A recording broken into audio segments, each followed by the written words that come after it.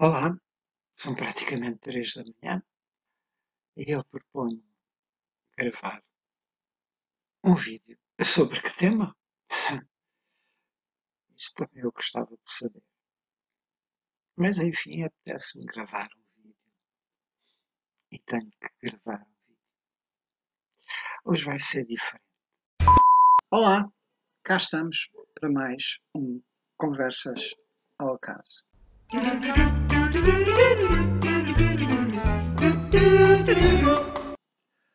Hoje trago comigo 3 amigos dos quais irei falar.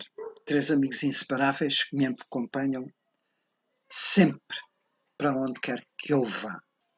São 3 livros, uma trilogia que é a minha Bíblia, os meus companheiros de cabeceira. Vou falar de A Dança de Pedra do Camaleão, do Ricardo Pinto.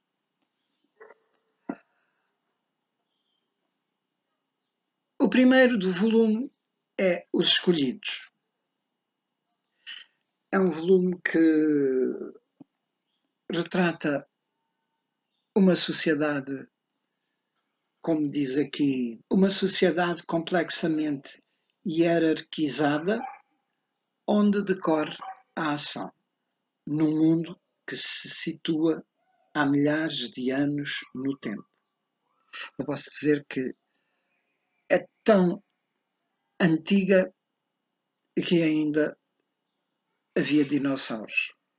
Seria uma sociedade que conviveria com os dinossauros. Aliás, como depois poderão ver ao longo da narrativa. Ricardo Pinto era um apaixonado de... Era e é. Ele está vivinho, bem vivinho. É um apaixonado de longa data pela história, mas enverdou pela concepção de jogos de computador. Estas duas vertentes inspiraram-no a usar a escrita como meio de expressão com potencial criativo que realça o seu talento gráfico.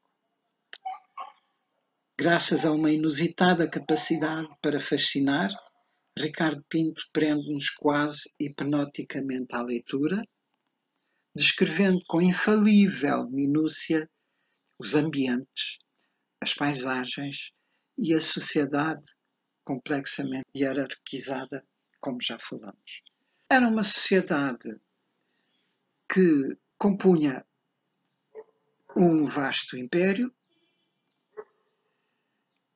centrado na comunidade das Três Terras, governada por um imperador deus, um mestre pertencente à casta superior, à casta cujos membros têm a luminosa aparência de seres divinos, porque eles eram mais altos e de tez muito branca, distinguidos das outras castas, da casta inferior, que era oriunda das cercanias da chamada o céu da terra, que constituída por indivíduos de uma estatura mais baixa, muito mais baixa, e com uma tez mais morena. Os rostos dos indivíduos desta casta, da casta dos mestres, são ocultados por máscaras preciosas, eu posso dizer que eram máscaras de ouro, e não podem ser vistos pelos membros das castas inferiores. Essa é a primeira lei, da lei que tem que ser obedecida, da lei de Osráquio. E a pena para esse crime, o crime de ver o rosto do mestre, ou anjo, como também eram conhecidos, era a morte, depois de terem sido cruelmente cegados. Neste primeiro volume, Carnelian e o seu pai, o mestre Sooth, regressam do prolongado exílio onde Carnelian havia crescido rodeado de clemente carinho e longe da rigidez dos rituais da lei. Aqui ele virá a conhecer e aprenderá com muito sofrimento, com muito pesar, as lições cruéis sobre o poder e a intriga. E conhecerá violências atrozes. Violências essas que mantinham a ordem deste mundo severo, altamente severo e injusto.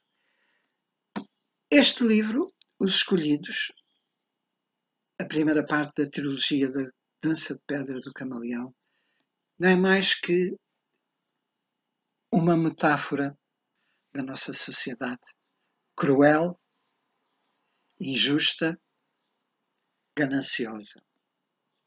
Depois temos Os Guardiões dos Mortos. Retoma a narrativa do primeiro volume, mas em vez de se passar em Osrácum, a capital do Império, e no meio do esplendor dos palácios e dos salões de Osrácum, do cotidiano dos mestres, este volume passa-se no céu da terra, para onde Carnelian, o protagonista, e o seu amante Obsidian fogem em procura de refúgio, uma vez que este Obsidian havia sido eleito Imperador Deus, mas fora traído e fora mandado matar, tanto a ele quanto o seu amante Carnelian. Neste segundo volume vive-se o mundo da simplicidade, da solidariedade, da fraternidade até dos habitantes do céu da terra, da casta inferior, mas também este é quase que um tratado de guerrilha, de formação de uma milícia rebelde que tentará usurpar o poder pela força e pela emboscada, pela revolta. No terceiro volume, que tem por título O Terceiro Deus, novamente é a sequência das narrativas anteriores e aqui se dá, podem ver aqui, um dos animais que servia como que de tanque de combate, se dá a Grande Guerra, põe em confronto os adeptos, os apoiantes de Obsidian como Imperador Deus eleito e do status vigente do irmão gêmeo dele, a quem havia sido atribuído o trono usurpado a Obsidian pela sua própria mãe, e será então o desfecho desse romance entre os dois, Carnelian e Obsidian, e também o desfecho da história e do mundo de Osrácum, o mundo da comunidade das Três Terras. Espero que lhes tenha inspirado alguma curiosidade, pelo menos curiosidade, se não interesse, pelas obras, e eu digo que é uma leitura fascinante, uma leitura arrebatante, uma leitura que nos prende do princípio ao fim, com uma descrição minuciosa de todos os eventos, de todos os cenários, de inclusivamente de todas as roupas e roupagens dos intervenientes no enredo. Espero que os procurem, os adquirem e os leiam com tanto prazer quanto eu. Por hoje é tudo. Não se esqueçam de inscreverem-se no meu canal, de darem like, de comentarem, de fazerem propostas para futuras conversas ao acaso. Tchau, tchau. Bye, bye.